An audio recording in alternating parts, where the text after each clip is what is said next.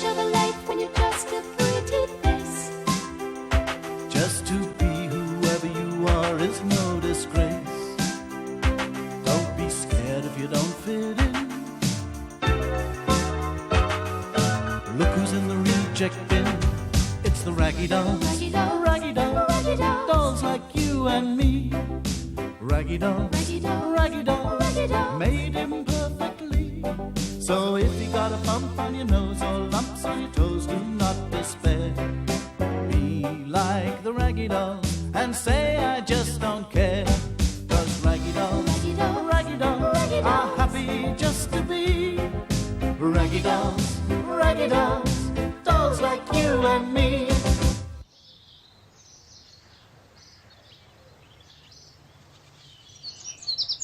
Rupert the Roo was bored. He had nothing to do and no one to talk to. Well, no one that he wanted to talk to anyway. Ever since Natasha the Russian doll had come to live in the cottage, she and old Edward had spent hours and hours just chatting with each other about the old days and grown-up things, things of absolutely no interest whatsoever to a young and energetic kangaroo. He sighed a deep sigh. There's only one thing for it, he thought grimly. And moments later, with some biscuits and a banana tied up in a bundle on a stick, he hopped out through the cat flap and was gone, leaving the old teddy bear and the Russian doll still deep in conversation. Meanwhile, the Raggy Dolls had planned to go sailing and were on their way down to the river when they saw Rupert heading towards them. "Hello, Rupert!" called Dotty. "Where are you going?" "Anywhere the fancy takes me," replied Rupert. "I've decided to go hop about." "What on earth is that?" asked Princess. "It's an old Aborigine custom," explained the kangaroo. "Only they call it walkabout. There's nothing like it when you got something on your mind." "Oh, so what made you want to go hop about then?" said Lucy.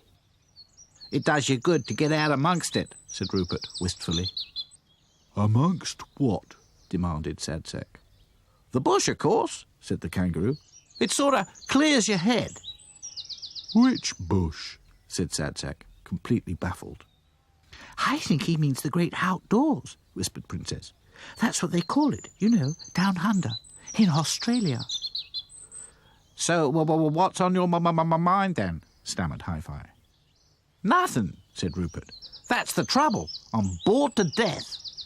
"You just need a change of scene," said Back to Front. "Why don't you come sailing with us?" "Good thinking," said Dotty. In no time at all, the Raggy Dolls led Rupert down to the secret place on the river bank where they kept their boat. "Fair dinkum," said Rupert, very impressed. "I didn't know you had a boat as good as this. It's a beaut." "We found it in the reject bin," explained Back to Front. "The engine didn't work, so we fixed it, and now here it is, good as new." "It's called the Spirit of Adventure," added Princess. "All aboard," said Dotty, who liked to be in command. "Aye, aye, Captain," said Rupert eagerly. And before anyone could stop him, he bounced high in the air and landed on the boat, making it sway up and down like a rocking horse.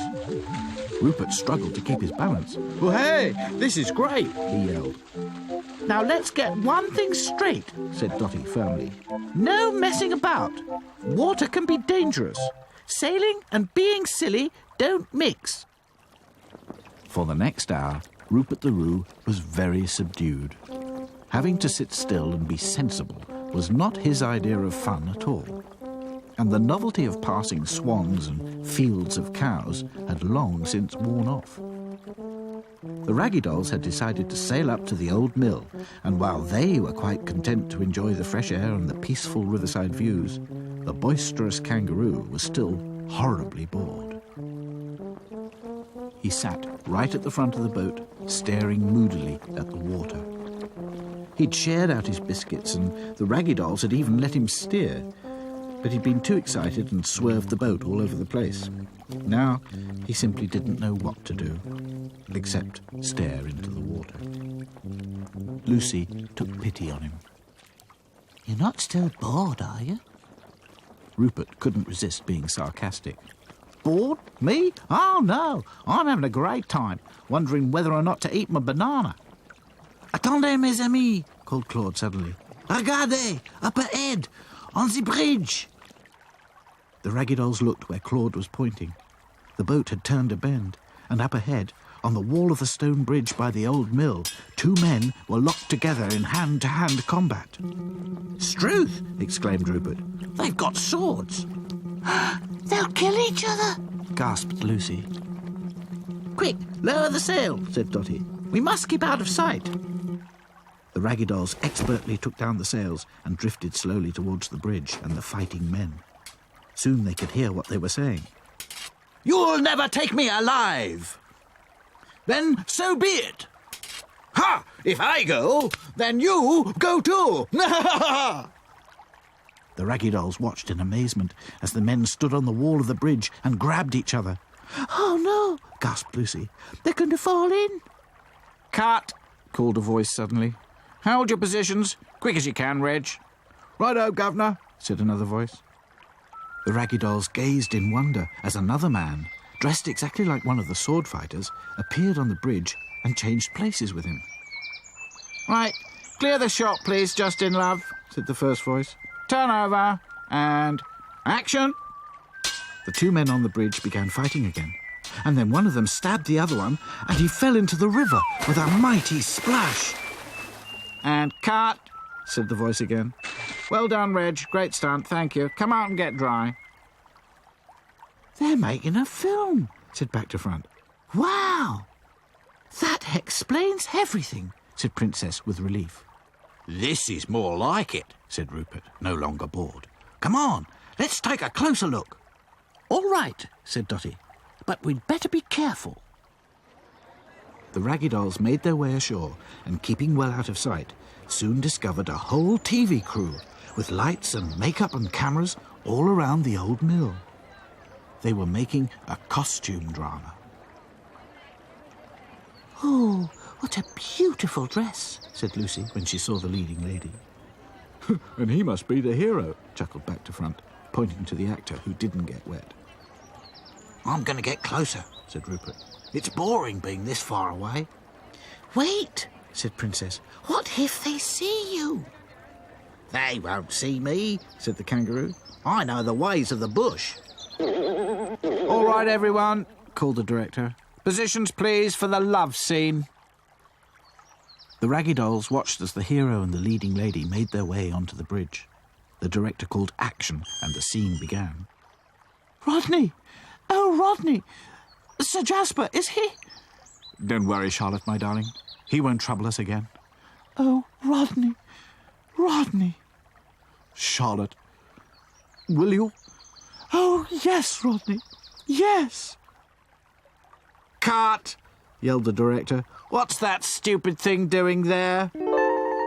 The leading lady thought it was quite funny, but the hero was furious. "I'll teach you to ruin my scene," he roared, and he picked poor Rupert up and threw him in the river. "Oh, you meanie," said the leading lady. "Some poor child must have lost that. It was probably only put there so that they could find it." "These things should be checked before I have to give my performance," said the big-headed actor pompously. Meanwhile, the Raggy Dolls had rushed back to the boat and managed to rescue Rupert. He was soaking wet, but unhurt. "I thought you said you knew the ways of the bush," said Sadsack. "I must have got a bit too close," he grinned. "But I tell you what, I'm not bored anymore." "Good," said Dotty. "There's nothing quite so boring as people who are bored." chuckled Back to Front. "It's good to have you back on board, anyway." Raggy dolls, dolls like you and me. Raggy dolls, made imperfectly. So if you're not at ease with your knobbly knees and your fingers are all thumbs, stand on your 2 left feet and join our raggy doll chums. 'Cause raggy dolls are happy just to be. Raggy dolls, dolls like you and me.